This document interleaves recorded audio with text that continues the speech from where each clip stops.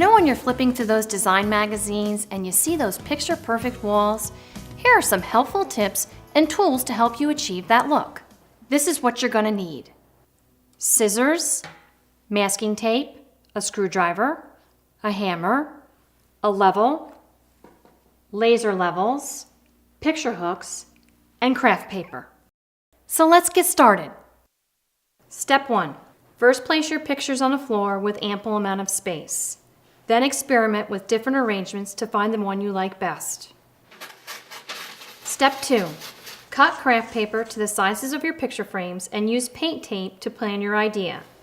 You could even experiment with placement in this way too. Step 3.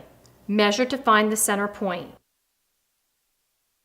Step 4. Depending on the weight of each picture, you should choose the appropriate hanger.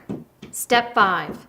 Make sure you place the nail or hanger below the top of your picture to allow for where the hanger or wire is located. For heavy pictures, it's essential that the nail is driven into a wall stud. And you did it! Your picture-perfect wall is complete. I'm Kim Williams from Williams Lumber and Home Centers. Stop by Williams Lumber today and nail it right the first time.